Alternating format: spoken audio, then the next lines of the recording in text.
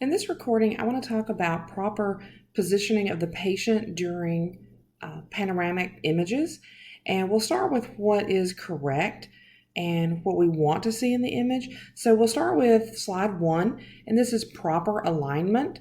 And what you're looking for is almost a flat occlusal plane. Your curve of Spee, if you're not familiar with that term, means that from the anterior portion of the teeth, moving distally to the posterior, you're going to curve up just a little bit. So it's going to almost have a little smile as it moves from anterior to posterior. You want to be able to see your TMJ area very clearly. There is going to be a little bit of the spine on either side, but you don't want to have too much of that.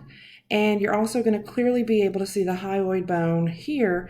And the closer your chin is, or your patient's chin is to the bottom of the image, the better, because that gives you plenty of space up here to make sure that you're seeing the TMJ area. Okay, on our next image, what you're looking at is the patient is too far forward. On most panoramic machines, when you have the patient bite down on the little bite stick, there's a groove for their teeth to go into, and that makes sure that the patient is properly placed in the focal trough. The focal trough, remember, is the area of the image that is in focus and has the least amount of superimposed structures.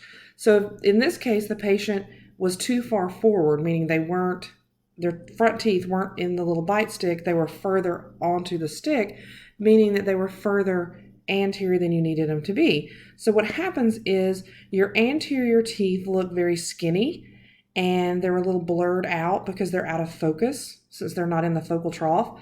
So they're going to be a little bit skinny, they're going to be a little bit blurry, and your posterior teeth are stretched just a little bit because they're further forward than they're supposed to be, and you get a lot more of the spinal column on either side imposing on that image. So this is not what you want. If the patient is positioned too far posterior, in most cases this means they aren't really biting on the stick. Maybe their lips are on the bite stick, but their teeth are not in that little groove. But in this case, they're too far back. So when that happens, your anterior teeth, again, are not in the focal trough, but this time they're too far back. So the anterior teeth are going to be wider. Again, they're going to be blurry because they're not in the focal trough. So they're going to be blurry, but they're also going to be a little wider because they're stretched.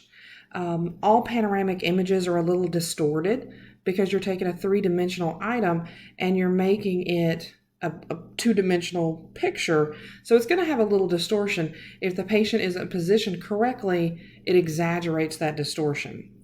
So again, too far posterior placement of the patient, then you get these wide, blurred out anteriors. Posteriors look okay, and there's almost no spinal column present.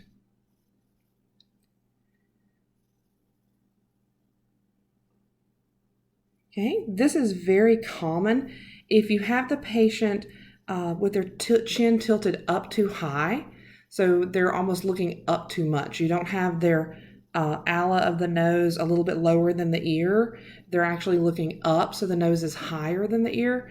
In that case, you end up with the hard palate is actually going to be superimposed over your maxillary teeth. It's going to cover most of the root structure of your maxillary teeth, and you'll notice the curve of Spee changes. Instead of the natural curving up as you go posterior, it's actually going to curve down. So you don't want your pans to frown, you want them to smile just a little bit.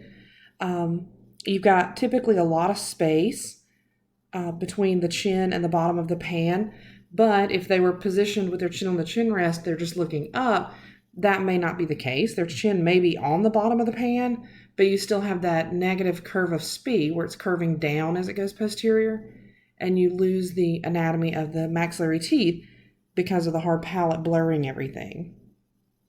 A lot of times when the patient's looking up too much, you're actually going to lose the condyle, so the image will typically cut off about right here, and so you lose that TMJ area, so you're not able to diagnose those well. Okay, this is the opposite problem. If you have your patient looking down too much, meaning their chin is tilted down too much, you end up losing some of your anterior mandibular teeth just because they're not in focus anymore, and the hyoid bone is superimposed over those lower anteriors, so you kind of lose some of that anatomy there as well.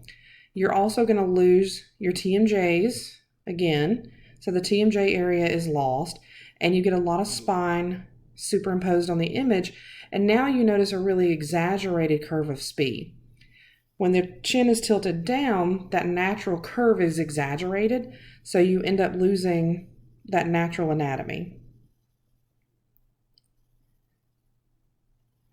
If you have a patient who is not centered, if you have them bite on the bite stick and have them smile, look and make sure they're centered on the machine, because if their head is turned to one side or the other, whichever way they're looking, you're going to have all of your anteriors on that side. So this person was biting on the stick about right here, so kind of to their left side. So that right side is a little smaller. The teeth look smaller than they are in reality, but the left side is stretched.